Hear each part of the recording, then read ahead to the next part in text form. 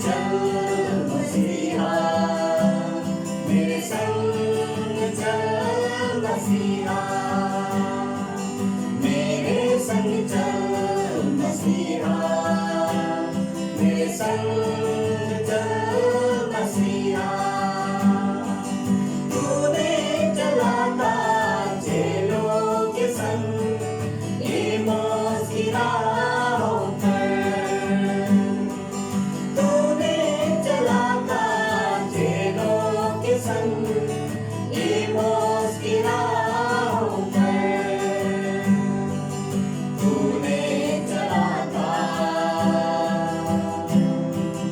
तूने चलाता, तूने चलाता, तूने चलाता,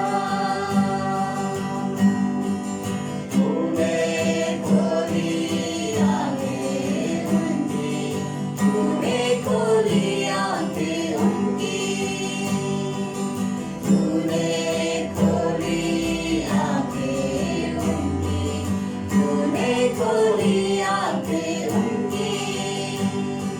अचंभित होकर चल पड़े यरूशलेम संदेश सुनाने, अचंभित होकर चल पड़े यरूशलेम संदेश सुनाने। मेरे संग चल मसीहा, मेरे संग चल मसीहा।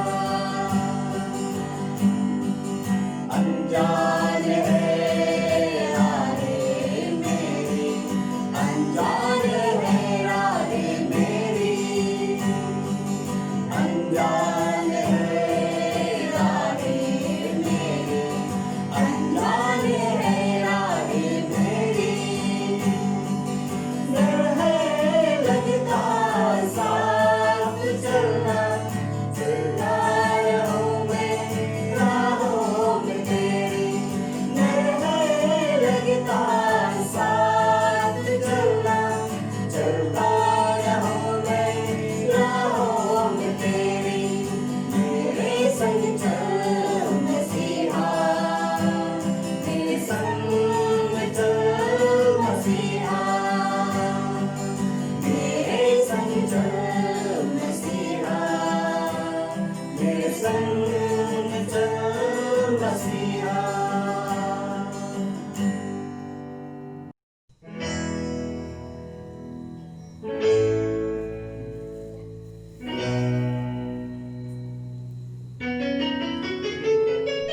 सियोन देश हमारा है देश, रहते हैं हम परदेश, जाएंगे हम अपने देश। सियोन देश हमारा है देश, रहते हैं हम परदेश, जाएंगे हम अपने देश। Hallelujah hallelujah, hallelujah hallelujah, hallelujah hallelujah, hallelujah hallelujah.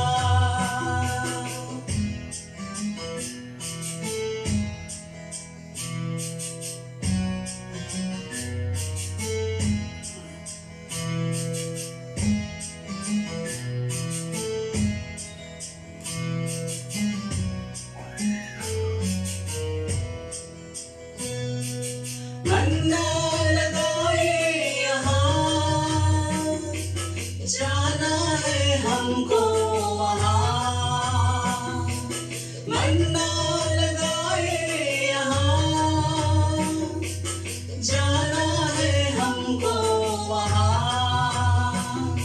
यहाँ के सुखों का अंत होगा, यहाँ के सुखों का अंत होगा, वहाँ के सुखों का अंत न होगा, वहाँ के सुखों का अंत न होगा। सियोन देश हमारा है देश, रहते हैं हम परदेश, जाएंगे हम अपने देश। Hallelujah hallelujah hallelujah hallelujah hallelujah hallelujah hallelujah hallelujah.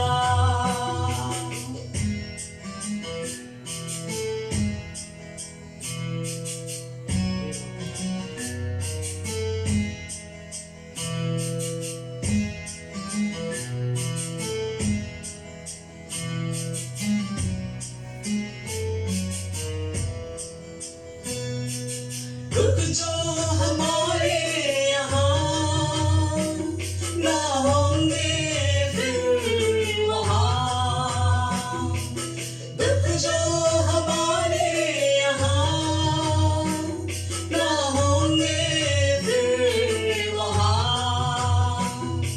सारे दुखों का अंत होगा, सारे दुखों का अंत होगा। दुख के ये आंसू यीशु पोंछेगा, दुख के ये आंसू यीशु पोंछेगा।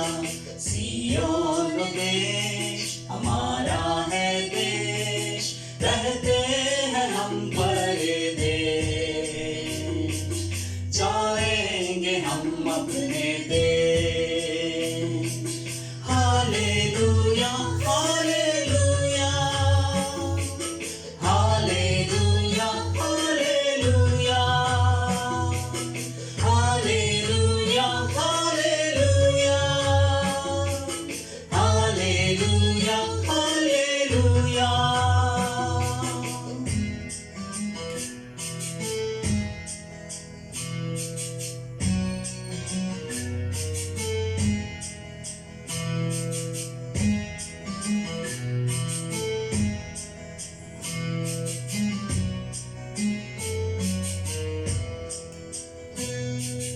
आएगा यीशु यहाँ, ले जाएगा हमको वहाँ। आएगा यीशु यहाँ, ले जाएगा हमको वहाँ। वादा यीशु का पूरा होगा, वादा यीशु का पूरा होगा। अनंत जीवन हमको मिलेगा, अनंत जीवन हमको मिलेगा। सियोन देश हमारा है देश, रहते हैं हम परदेश, जाएंगे हम अपने देश।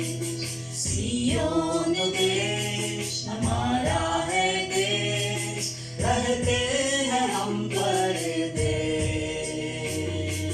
जाएंगे हम अपने देश। Hallelujah hallelujah hallelujah hallelujah hallelujah hallelujah hallelujah hallelujah hallelujah hallelujah hallelujah hallelujah.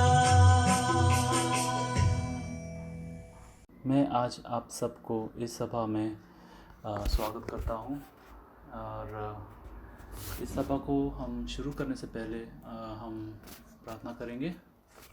प्रभु परमेश्वर पिता, हम आपका धन्यवाद करते हैं जो आपने हमें इस कठिनाई समय में चंगा रखा, भला रखा और सुरक्षित रखा। हमारे इस संकट और मुसीबत को तू ही दूर कर सकता है। हम प्रार्थना करते हैं कि आप हमें इस कठिनाइयों से मुक्त करें और आप ही हमें इस महामारी से बचा सकते हैं। आज के हमारे जो वक्ता हैं, आप उन्हें आशीर्वाद दें और उनकी होठों को छू, ताकि जो वो बोलें वो आपकी माध्यम से हो।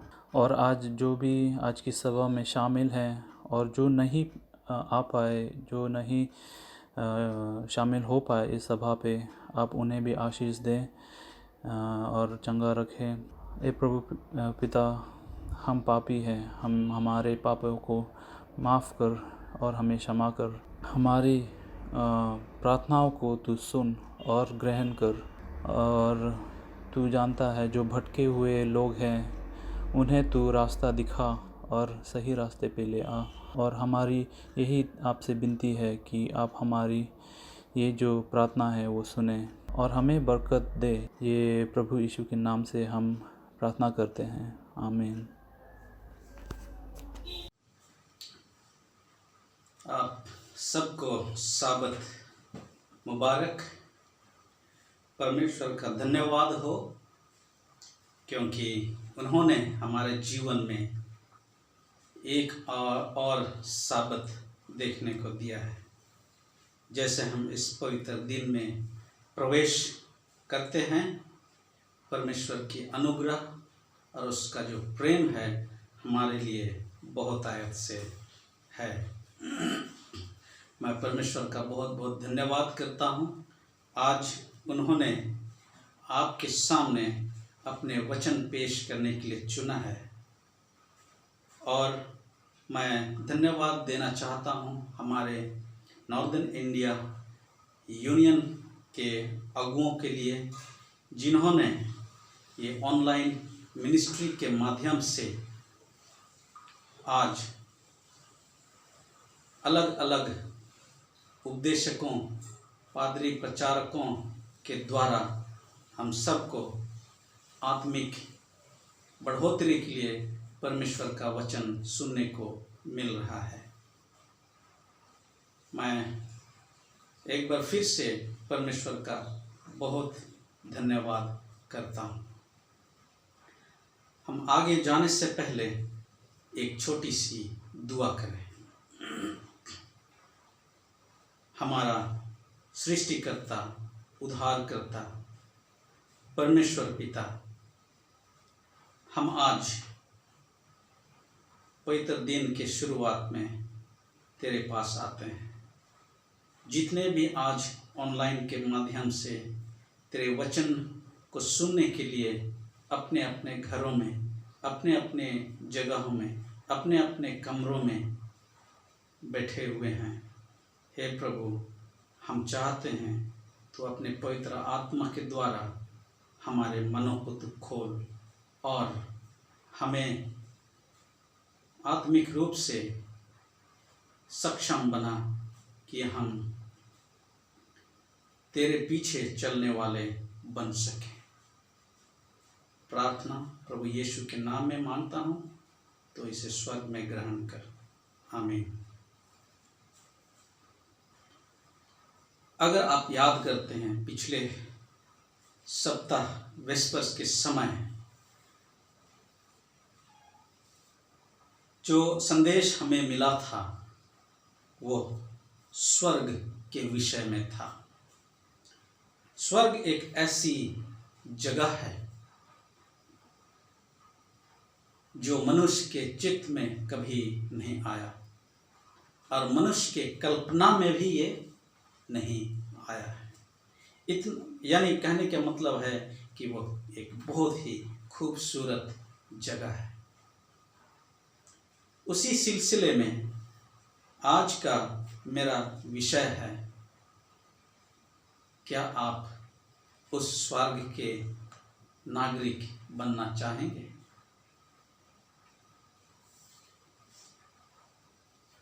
नागरिकता हर देश का एक कानून है।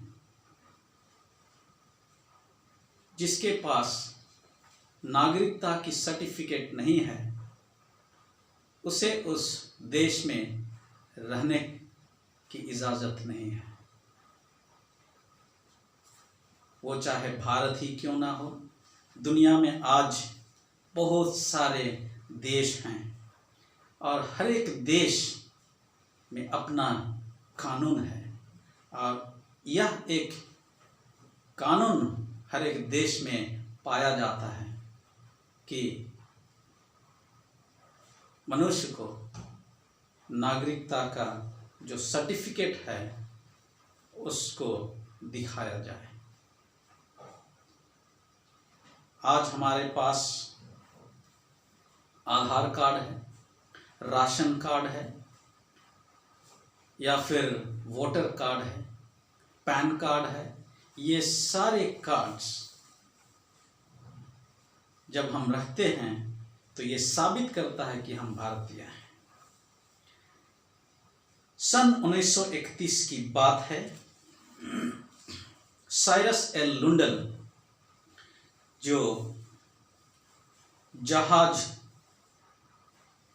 चालक है, पायलट है, और उस समय की बात है, मेक्सिको देश के एक जंगलों से होकर के यह अपनी उड़ान भर रहा था। शिकागो रिगले कंपनी एक बहुत ही प्रसिद्ध कंपनी उस समय हुआ करती थी, जो च्युइंग गम, जो आज नौजवान बहुत ही चाव से उसको चबाते हैं, उसका प्रोडक्शन ये जो कंपनी करती थी। और ये एक पेड़ के जो चिपचिपा पदार्थ उससे निकाला जाता था, उससे ये बनाई जाती थी। इस पेड़ का नाम है मनिलकारा चिकल। तो इसी की खोज में ये जो व्यक्ति साइरस एल लुंडन मेक्सिको के घने जंगल के ऊपर अपनी उड़ान भर रहा था, और जैसे जैसे वो जंगल के अंदर वो जा रहा था, इस पेड़ की खोज में उसकी नज़र एक ऐसे दृश्य, एक ऐसी इमारत पर गई जो बहुत ही पुरानी लग रही थी। और जैसे जैसा वो पास आता गया, वो पिरामिड के आकार में ये इमारत बनी हुई थी, जो 180 फीट ऊंची थी। और उसने उस जगह का नाम कलकमुल रखा। कलकमुल करीब 400 साल तक बनी रही थी। ये जो शहर थी, ये जो जगह था, वो 400 साल तक ये जगह इस पृथ्वी के उस जगह में स्थापित था। इसकी शुरुआत सन 900 में हुई थी और उस समय मायन सुपर पावर का बोलबाला था। कलकमुल एक बहुत ही विशाल और फैला हुआ शहर था। करीब 150 किलोमीटर वर्ग किलोमीटर ये फैला हुआ था। वहां करीब 50,000 की आबादी थी उस समय। वहां करीब 6,750 बड़ी बड़ी इमारतें थी, बिल्डिंग्स थी। और कहा जाता है ये जगह कलकमुल बहुत ही प्रसिद्ध था, बहुत ही बड़ा शहर था। लोगों का आना जाना वहां लगा रहता था। बड़ी बड़ी सड़कें, चौड़ी चौड़ी सड़कें बनाई गई थी। बसें, कारें, मोटरसाइकिल और ना जाने कितने प्रकार के मोटर उस सड़कों में दौड़ा करती थी। शोर शराबा हुआ करता था। लेकिन करीब करीब 1000 साल से ऊपर हो चुका है ये जो शहर आज उस जगह में नहीं है, ये गायब हो चुका है।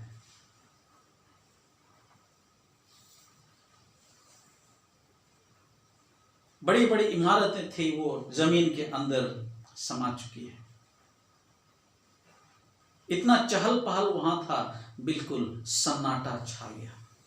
अब ये शहर एक घनी जंगल में तब्दील हो गया। सिवाय ये जो पिरामिड 180 फीट ऊंची पिरामिड के सिवाय और वहां पर कुछ नहीं है। आइए हम अपनी पृथ्वी के बारे में, अपने इस धरती के बारे में थोड़ी देर चर्चा करते हैं। जब हम अपनी पृथ्वी के बारे बातें करते हैं, आज हमारे इस पृथ्वी में, पृथ्वी की आबादी इतनी अधिक है कि लोग चींटियों की तरह दिखाई देते हैं। करीब 7 करोड़ लोग आज इस पृथ्वी में हैं और कितने करोड़ लोग मर चुके हैं। आज मनुष्य, आदमी उपलब्धि हासिल करने के लिए दौड़ रहा है। विकास के नाम पर जंगलों को नष्ट करके वहां बड़े बड़े शहर खड़ा कर रहा है। बड़े बड़े डैम निर्माण कर रहे हैं। चौड़ी लंबी 4 लेन, 5 लेन, 6 लेन, 7 लेन सड़कों की निर्माण हो रही है। ऊंची ऊंची इमारतों को खड़े कर रहे हैं। जब हम नीचे जमीन पर खड़े होकर ऊंची ऊंची इमारतों को देखेंगे, मकानों को देखेंगे, तो हम उसकी चोटी देखने की कोशिश करेंगे, हम नहीं देख पाएंगे। इतनी ऊंची ऊंची इमारतों को खड़े कर रहे हैं। मनुष्य आसमान में सफर कर रहा है, पानी के अंदर अंदर सफर कर रहा है। मनुष्य पहाड़ों को खोद करके, छेद करके वहां से वहां सड़कों का निर्माण कर रहा है, रेलवेज का निर्माण हो रहा है, विकास देश का कर रहा है।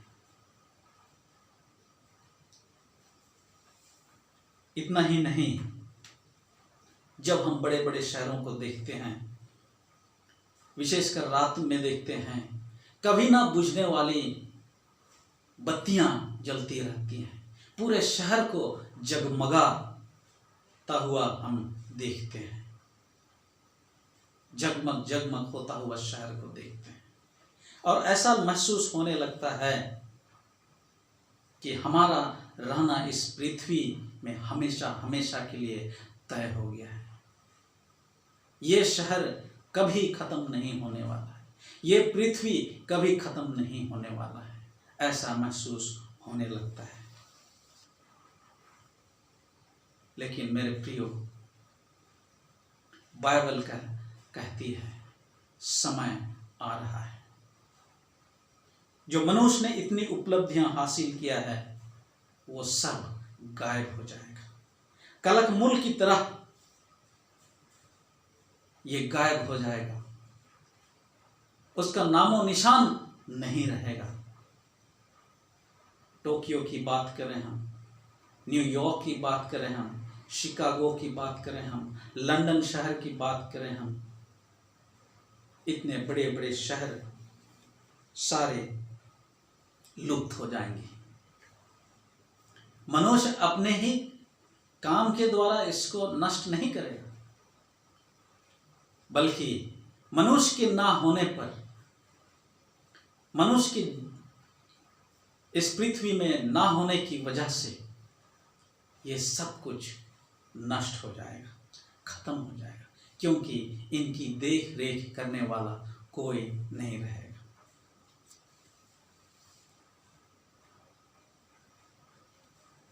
आइए इस संसार जो नष्ट होने वाला है, जैसा अभी दिखाई देता है वैसा नहीं रहेगा। और ये इसकी जो विनाश, इसका खात्मा कब होगा, कैसे होगा, उसके बारे में हम थोड़ा देखते हैं। मनुष्य आज उड़ रहा है, मनुष्य आज इतनी उपलब्धियां हासिल किया है, मनुष्य सोचता है कि ये मेरा परमानेंट घर है, लेकिन बाइबल कहती है कि ऐसा नहीं है। एक दिन ये संसार और जितनी उपलब्धियां मनुष्य ने हासिल किया है वो सब खत्म हो जाएगा। और ये कब खत्म होगा, आइए हम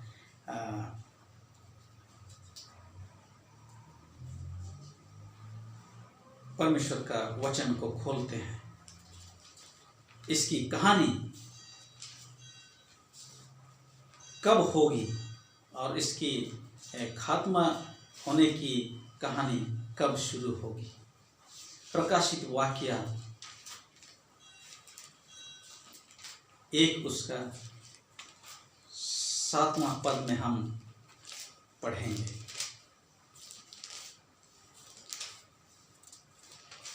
ये संसार खत्म हो जाएगा और इसकी शुरुआत प्रभु के दूसरी आगमन में आरंभ होगा। आइए हम पढ़ते हैं। पहला उसका 7वें पद को हम पढ़ेंगे। देखो वह बादलों पर के साथ आने वाला है और हर एक आंख उसे देखेगी, वरन जिन्होंने उसे बेधा था वे भी उसे देखेंगे और पृथ्वी के सारे कुल उसके कारण छाती पीटेंगे। हाँ, आमीन। यही वक्त है मेरे प्रियो, जो मनुष्य ने आज उपलब्धियां हासिल किया है उसका अंत होने की कहानी यहीं से शुरू होती है। आइए हम खोलते हैं प्रभु के दूसरे आगमन में और क्या होता है। पहला थिस्सलुनी 4 उसका 16 और 17 पद को हम पढ़ते हैं। पहला थिस्सलुनी 4 उसका 16 और 17 पद में क्या करता है। देखिए, हम इस पृथ्वी जो कभी नहीं अंत होने जैसा दिखाई देता है उसका अंत प्रभु के दूसरे आगमन में शुरू हो जाएगा, क्योंकि प्रभु आप ही स्वर्ग से उतरेगा। उस समय ललकार और प्रधान दूत का शब्द सुनाई देगा और परमेश्वर की तुरही फूंकी जाएगी और जो मसीह में मरे हैं वे पहले जी उठेंगे। 17 पद में कहता है, तब हम जो जीवित हैं और बचे रहेंगे उनके साथ बादलों पर उठा लिए जाएंगे कि हवा में हम प्रभु से मिलें। मेरे प्रियो, ये धरती हमारा घर नहीं है, हमारा घर कहीं और है।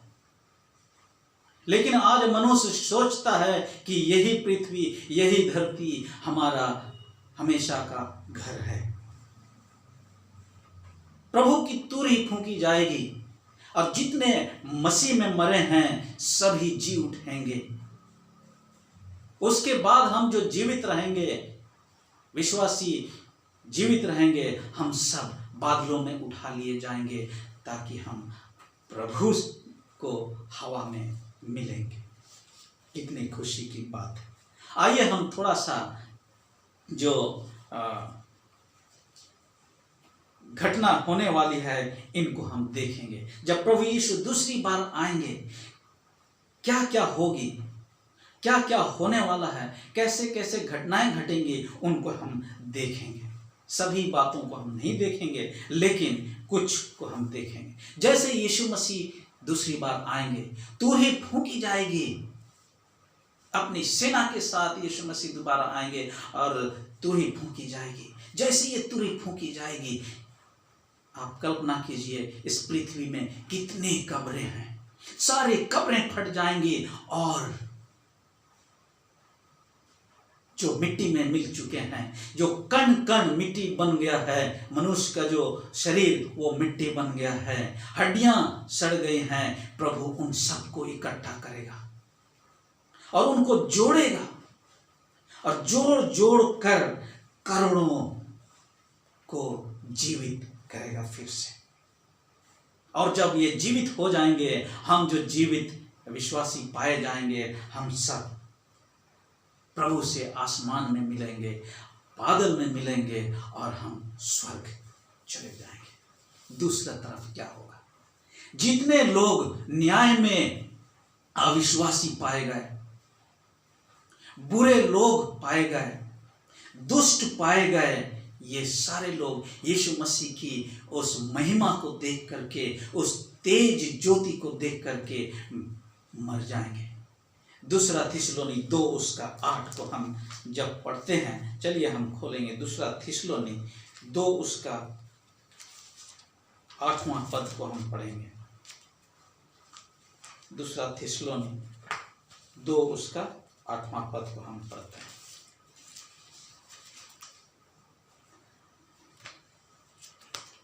यहां पर यह कहता है, तब वह अधर्मी प्रकट होगा जिसे प्रभु यीशु मसीह अपने मुंह की फूंक से मार डालेगा और अपने आगमन के तेज से भस्म करेगा। यही होगा। जो लोग दुष्ट पाए जाएंगे, जो लोग अविश्वासी पाए जाएंगे, जिन्होंने परमेश्वर के अनुग्रह, प्रभु यीशु मसीह के अनुग्रह को नकारा है, वो सारे लोग परमेश्वर प्रभु यीशु मसीह के फूंक से भस्म हो जाएंगे। तब फिर क्या होगा? सारे लोग मारे जाएंगे। यह पृथ्वी बिल्कुल सन्नाटा हो जाएगा। कारें नहीं चलेंगी, बसें नहीं चलेंगी, बुलेट नहीं चलेंगी, बुलेट ट्रेनें नहीं चलेंगी, हवाई जहाज नहीं चलेगा, पानी जहाज नहीं चलेगा, कुछ नहीं होगा। सब चीज बंद हो जाएगा, क्योंकि कोई मनुष्य नहीं है। प्रकाशित वाक्य कहता है, ये कब तक चलेगा? ये 1000 साल तक ऐसा ही चलेगा। ये 1000 साल कोई मनुष्य पृथ्वी में नहीं रहेगा। पृथ्वी की स्थिति कैसी होगी? एक घर को अगर हम छोड़ देंगे, बंद करके छोड़ देंगे, उसमें किसी व्यक्ति को आने जाने नहीं देंगे, 1 साल तक हम देखेंगे, दूसरा साल से वो टूटना शुरू हो जाएगा। 10 साल आते आते वो बिल्कुल टूट फूट जाएगा और बिखर जाएगा, खत्म हो जाएगा। यूक्रेन के प्राइपियट शहर में एक ऐसी घटना हुई थी अप्रैल 26, 1986 में, जहां पर रेडियो एक्टिव जो तत्व है, एलिमेंट है, वो लीक हो गया था। और जब वो लीक हुआ इस शहर में, वहां पर करीब 50,000 लोगों को दूसरी जगह ले जाया गया। ये करीब 1970 में हुआ था, 1986 में हुआ था। 1970 में ये बनाया गया था, और जब ये घटना घटी तो वो जगह आज वो शहर नहीं है, बल्कि ये एक जंगल में तब्दील हो गए। बड़े बड़े पेड़ पौधे और जंगल वहां पर बस गया। देखिए, जब मनुष्य नहीं होता है तब क्या होता है। पृथ्वी की स्थिति बिल्कुल ऐसे होने वाली है, क्योंकि 1000 साल तक कोई जीवित प्राणी इस पृथ्वी में नहीं होगा। और जब नहीं होगा तो बर्बादी ही बर्बादी इस पृथ्वी में होने शुरू हो जाएंगी। बहुत सारे तेल और गैस के रिफाइनरीज हैं। मनुष्य के नियंत्रण में ना होने पर ये तेल और गैस लीक होंगे और उसमें आग लगेगी। और जब आग लगेंगी तो बहुत सारे पावर प्लांट्स हैं, बहुत सारे एक्सप्लोसिव स्टेशंस हैं, ये सब में न्यूक्लियर पावर प्लांट्स हैं, ये सब में विस्फोट होना शुरू हो जाएगा। और जब ये विस्फोट होगी तो सब तरफ आग ही आग, पृथ्वी आग में झुलसने लगेगा। आज ऑटोमेटिक कंप्यूटराइज्ड सिस्टम के द्वारा सब मशीनों को अपने नियंत्रण में रखा गया है। लेकिन उस समय मनुष्य के जीवित ना होने के कारण, मनुष्य के इस पृथ्वी में ना होने के कारण क्या होगा, ये सारी चीजें बर्बाद हो जाएंगी। कोई भी व्यक्ति इन मशीनों को अपने नियंत्रण करने के लिए नहीं रहेगा। जहरीले केमिकल्स हैं, ऐसे बहुत बड़े बड़े टैंक्स रखे गए हैं, ये सारे टूट जाएंगे। डैम्स जो बांधे हुए हैं आज, वो सारे टूट जाएंगे। कारें नहीं चलेंगी, हवाई जहाज नहीं चलेगी, और सब तरफ आग ही आग दिखाई देगा। कुछ दिन पहले हमने देखा ऑस्ट्रेलिया में किस तरह से जंगलों में आग लगी और तहस नहस कर दिया। वो तो छोटा सा एक नमूना था पृथ्वी के एक कोने में, लेकिन आप कल्पना कीजिए पूरा पृथ्वी आग से जल रहा है। बड़े बड़े शहर Shanghai, Tokyo, Dubai, London, Manhattan, इन 1000 सालों में पूरा बर्बाद हो जाएगा। इसके बाद कुछ नहीं रहेगा इस पृथ्वी में। लेकिन कोई एक वहां पर रहेगा जो अकेला इस दृश्य को, इस बर्बादी को देखता रहेगा, और वो है शैतान। आइए हम प्रकाशित वाक्य 20 उसका पहली आयत से हम पढ़ेंगे। प्रकाशित वाक्य 20 उसका पहले पद से हम पढ़ना शुरू करेंगे। पहला, दूसरा और तीसरा को पढ़ेंगे। फिर मैंने एक स्वर्गदूत को स्वर्ग से उतरते देखा, जिसके हाथ में अथाह खून की कुंजी और एक बड़ी जंजीर थी। क्या करेगा ये स्वर्गदूत?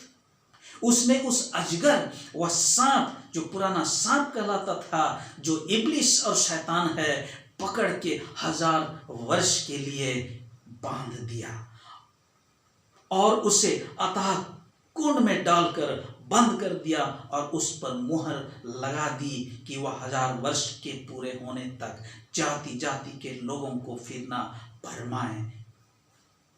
जाति जाति के लोगों को फिर ना भरमाए। वहां तो मनुष्य ही नहीं है, जीवित ही नहीं है मनुष्य, सिर्फ शैतान है और उनके चेले हैं। वे चुपचाप एक टूरिस्ट की तरह पृथ्वी को बर्बाद होता हुआ देखेंगे। किसी को भरमाने के लिए उनके पास कोई मनुष्य नहीं होगा। 1000 साल तक, 1000 साल तक वह अकेला चुपचाप। मेरे प्रियो, 1000 साल कम नहीं होता। इसके बाद क्या होगा? 1000 साल के पूरा होने के बाद, 1000 साल पूरा होने के बाद हमारा प्रभु यीशु उस नई यरूशलेम, जिसे हम स्वर्ग कहते हैं, उसको इस धरती पर उतारेगा।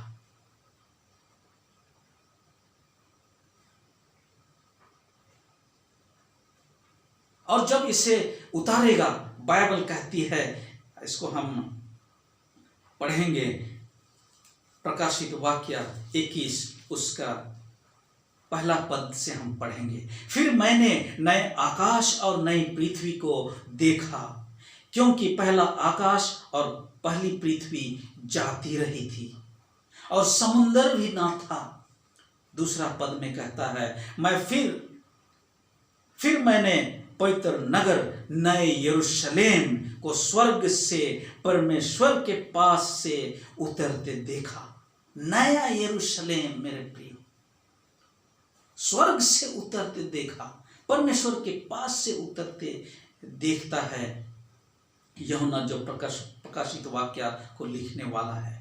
और किस प्रकार का ये नया यरूशलेम है? एक दुल्हन की तरह सजी हुई, जो अपने पति से मिलने के लिए आती है, उस तरह श्रृंगार किए हुए हो।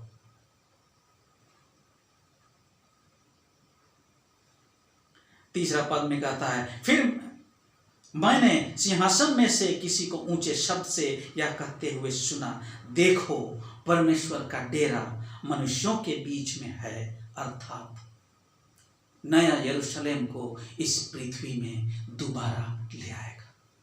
पवित्र लोग स्वर्ग में 1000 साल तक राज्य किए, वहां का आनंद उठाए, वहां का मौज मस्ती किए प्रभु के साथ। अब फिर से हमारा प्रभु यीशु उस नए यरूशलेम को इस पृथ्वी पर उतारने वाला है, वो उतारता है। और जैसे जैसे ये नया यरूशलेम पृथ्वी की ओर, पृथ्वी के निकट उतरेगा, यीशु मसीह वे जो दुष्ट लोग मरे हुए हैं उनको फिर से जीवित करेगा।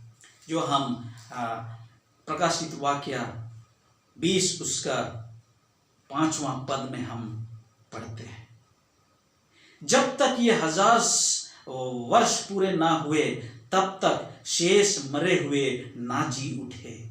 यह तो पहला पुनरुत्थान है। 1000 साल पूरा होने तक ये जो दुष्ट लोग मरे हुए थे ये ना जी उठे, लेकिन आज 1000 साल पूरा हो चुका है और यीशु मसीह उस नए यरूशलेम को इस पृथ्वी में फिर से उतार रहा है। और ऐसे समय में 1000 साल पूरे होने में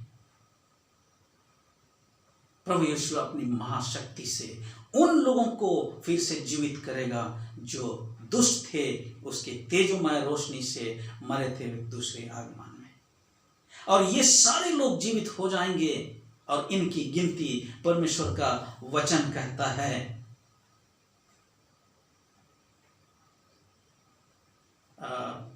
प्रकाशित वाक्य 20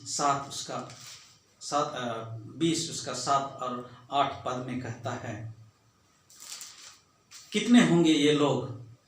जब 1000 वर्ष पूरे हो चुके होंगे तो शैतान कैद से छोड़ दिया जाएगा। वह उन जातियों को जो पृथ्वी के चारों ओर होंगी, अर्थात गोग और मगोग को, जिनकी गिनती समुद्र की बालू रेत के बराबर होगी, भरमा कर लड़ाई के लिए तैयार करेगा। नया यरूशलेम को परमेश्वर पिता इस धरती पर ले आ रहे हैं और शैतान उसे देख रहा है। आखिरी बार अपनी शक्ति को प्रयोग करेगा इस नए यरूशलेम को अपने कब्जे में लेने के लिए। उनकी सहायता से जो 1000 साल पूरे होने के बाद यीशु मसीह ने उनको फिर से जीवित किया है। जो दुष्ट लोग बालू की नाई हैं, बालू के संख्या की नाई हैं, उन सबको इकट्ठा करेगा और वचन के अनुसार शैतान उनको फिर से भरमाएगा और सबको इकट्ठा करेगा सिर्फ हारने के लिए, क्योंकि हम जानते हैं कि शैतान हार चुका है। कहानी का अंत हम जानते हैं कि शैतान आखिरी लड़ाई में भी हार जाएगा। और कहता है जैसे जैसे ये नया यरूशलेम इस पृथ्वी के पास निकट आता जाएगा, ये सारे लोग, दुष्ट लोग, शैतान की अगुवाई में इस नए यरूशलेम को घेर लेंगे। और जब घेर लेंगे आखिरी युद्ध के लिए, आखिरी बार नए यरूशलेम में हम सब, आप और मैं, अंदर में बैठे रहेंगे। वहां से हो सकता है हम खिड़की से बाहर झांकेंगे, हो सकता है दरवाजे पर खड़े होकर हम देखेंगे, ये सब तमाशा हम देखेंगे। शैतान और उसका जो सिपाही लोग हैं, सैनिक हैं, उनको हम देखेंगे, जो दुष्ट लोग हैं उनको हम देखेंगे। लेकिन इस बार हम नहीं डरेंगे, क्योंकि हम इस कहानी का अंत को जानेंगे। इस कहानी का अंत कैसा होगा उसको हम जान चुके होंगे। आइए हम खोलते हैं प्रकाशित वाक्य 20 उसका 9 पद को और पढ़ेंगे इसमें क्या कहता है। वे सारे पृथ्वी पर वे सारे पृथ्वी पर फैलकर पवित्र लोगों की छावनी और प्रिय नगर जो नया यरूशलेम है उसको घेर लेंगे। और इसी समय जब वो लड़ने के लिए आएंगे, इस शहर को अपने कब्जे में लेने के लिए आएंगे, यीशु मसीह अपनी शक्ति से स्वर्ग से आग की बरसात करेगा और इन सब को नष्ट कर देगा, आग में इन सब को डाल देगा और सारे कीड़े मकोड़े की तरह मरने लगेंगे, मर जाएंगे।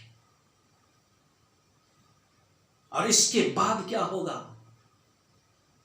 जो पुरानी सृष्टि थी, जो पुरानी पृथ्वी थी, उसको नए तरीके से परमेश्वर अपनी सामर्थ से फिर से नया बनाएगा।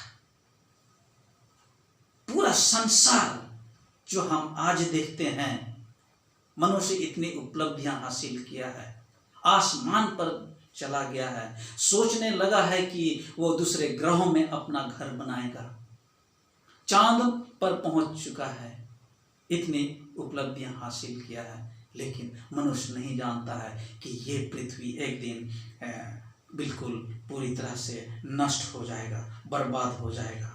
और यीशु मसीह अपनी सामर्थ से इस पृथ्वी को गलाकर पिघलाकर इसको नए रूप देगा और नए सिरे से इसको सृष्टि करेगा।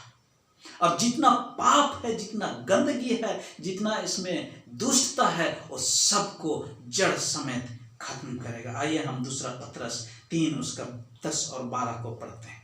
दूसरा पतरस 3 उसका 10 और 12 को पढ़ते हैं। क्या कहता है?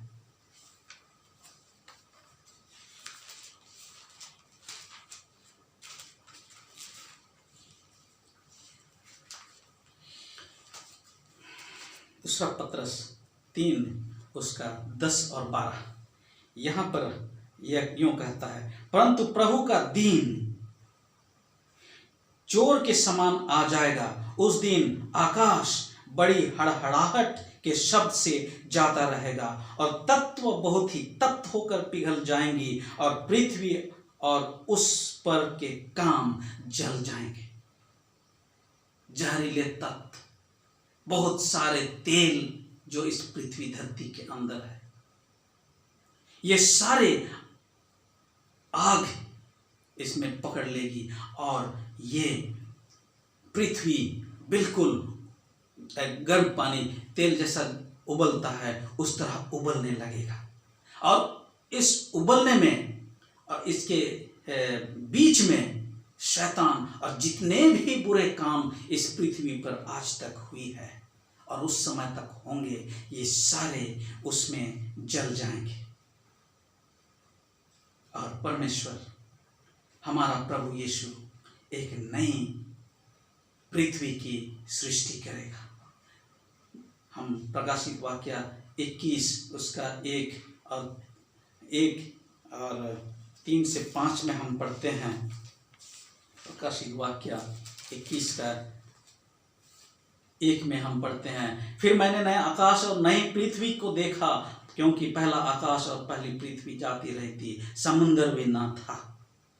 और इस तरह से हमने ऑलरेडी पढ़ा, जो सिंहासन पर बैठा था 5वां पद को, उसने कहा, देख मैं सब कुछ नया कर देता हूँ। और फिर उसने कहा, लिख ले, क्योंकि ये वचन विश्वास के योग्य और सत्य है। सब कुछ नया, जो आदम की बारी उस आदि में परमेश्वर ने सृष्टि किया था, उसी रूप में इसको बिल्कुल स्वच्छ, निर्मल और नया रूप देगा। आज गंदगी भरा है और इस गंदगी में हम आज रह रहे हैं। मेरे प्रियो, ये पृथ्वी हमारा घर नहीं है, हमारा घर वह स्वर्ग है। हमें उस स्वर्ग के नागरिक बनना है। इस पृथ्वी की नागरिकता हमको नहीं, उसका सर्टिफिकेट नहीं लेना है। वो स्वर्ग का नागरिक बनना है। वहां का सर्टिफिकेट हमें प्रभु यीशु अपने अनुग्रह से देगा। और इस नए पृथ्वी जब बिल्कुल नए रूप ले लेगा परमेश्वर के उस सामर्थ से, नया यरूशलेम, जो एक हमारा कैपिटल सिटी होगा, एक राजधानी हुआ करेगा, वो इस धरती पर वो उसको उतार देगा। और वहां से पवित्र लोग जो 1000 साल स्वर्ग में प्रभु के साथ रहकर आए हुए हैं, इस पृथ्वी में दरवाजे से निकलेंगे, उस दरवाजे से निकलेंगे, नए यरूशलेम के दरवाजे से निकलेंगे। और ये भीड़ की भीड़ पूरे पृथ्वी में फैल जाएंगे कहते हैं, वो भ्रमण करेंगे कहता है परमेश्वर का वचन। और इस समय हम भ्रमण करेंगे, अपने अपने जगह ढूंढेंगे कहां पर रहेंगे। और इस वक्त, इस समय हम एक अच्छे भंडारी के रूप में इस पृथ्वी में वास करेंगे। इस पृथ्वी की देखभाल हम अच्छी तरह से करेंगे। आइए हम आखिरी में यशायाह के पुस्तक को खोलेंगे। यशायाह के पुस्तक 65 उसका 21 से 25 को हम पढ़ते हैं। यशायाह के पुस्तक 65 उसका 21 से 25 को हम पढ़ते हैं। यहाँ कहता है, वे घर बनाकर उनमें बसेंगे, वे दाख की बारियां लगाकर उनका फल खाएंगे। ऐसा नहीं होगा कि वे बनाएं और दूसरा बसे, या वे लगाएं और दूसरा खाए, क्योंकि मेरी प्रजा की आयु वृक्षों की सी होगी और मेरे चुने हुए अपने कामों का पूरा लाभ उठाएंगे। उनका परिश्रम व्यर्थ न होगा, न उनके बालक घबराहट के लिए उत्पन्न होंगे, क्योंकि वे यहोवा के धन्य लोगों का वंश ठहरेंगे और उनके बाल बच्चे उनसे अलग ना होंगे। उनके पुकारने से पहले मैं उनको उत्तर दूंगा और उनके मांगते ही मैं उनकी सुन लूंगा। भेड़िया और मेमना एक संग चरा करेंगे और सिंह बैल के समान भूसा खाएगा और सर्प का आहार मिट्टी ही रहेगा। मेरे सारे पवित्र पर्वत पर ना तो कोई किसी को दुख देगा और ना कोई किसी की हानि करेगा। यहोवा की यही वचन है। मेरे प्रियो, मेरे अजीजों, ये वह ऐसा स्थान है हमारे कल्पना के बाहर है, जहाँ मृत्यु नहीं होगी, जहाँ दुख नहीं होगा, जहाँ कोरोना नहीं होगा, जहाँ किसी प्रकार की बीमारी नहीं होगी, ना तकलीफ होगा, ना रोना होगा, ना धोना होगा। मृत्यु सारी खत्म हो चुकी होंगी। हम युगानुयुग के लिए प्रभु यीशु के साथ रहेंगे। मैं तो उस जगह का नागरिक बनना चाहता हूँ और उस जगह की नागरिकता हासिल करने के लिए मैं कोशिश लगा हुआ हूँ कि प्रभु के वचन के अनुसार मैं चलूँ। क्या आप मेरे साथ चलना चाहेंगे? क्या आप उस नए यरूशलेम के नागरिक बनना चाहेंगे? अगर बनना चाहेंगे तो आइए हम सब मिलकर एक दूसरे के हाथ पकड़कर एक दूसरे को प्रार्थना के द्वारा सहायता करके हम ढाढ़स देते हुए हम उस जगह की तैयारी करें जहां हम हमेशा हमेशा के लिए प्रभु यीशु के साथ हम रहेंगे और युगानुयुग उसके संग उसकी महिमा करते रहेंगे। मैं उस जगह जाने के लिए हर तरफ से कोशिश कर रहा हूँ और परमेश्वर की अनुग्रह होगी। मैं जानता हूँ कि मैं वहाँ पहुँचूंगा। चलिए आप भी मेरे साथ वहाँ चलिए। प्रभु यीशु की अनुग्रह और शांति हम सब पर बनी रहे। संकट का समय है, संकट का समय और भी आएगा, लेकिन प्रभु अपने लोगों को सुरक्षित रखेगा। यही प्रार्थना के साथ हम आज का ये सुसमाचार समाप्त करते हैं। चलिए परमेश्वर आप सबको और मुझे, मेरे परिवार को, सबको आशीष से परिपूर्ण कर। आइए हम दुआ करें। दयालु परमेश्वर पिता, सामर्थ्य ईश्वर, हम तेरे पास आते हैं, तेरे अनुग्रह के लिए धन्यवाद देते हैं, तेरे प्रेम के लिए धन्यवाद देते हैं। हे प्रभु, इस ऑनलाइन मिनिस्ट्री की माध्यम से हमें बहुत कुछ सीखने को मिल रहा है प्रभु, और यह हमारे आत्मिक जीवन के लिए बहुत ही लाभदायक का कारण हो रहा है। हमारे आत्मिक जीवन को तू संवार और तुझ में विश्वास में स्थिर पाए जाएं। अंत तक हम धीरज धरते हुए उस नई यरूशलेम जो तूने हमारे लिए तैयार किया है एक दुल्हन के रूप में, उसमें हम प्रवेश कर सकें और युगानुयुग तेरे साथ अपना जीवन बिताने के योग्य हमें बना।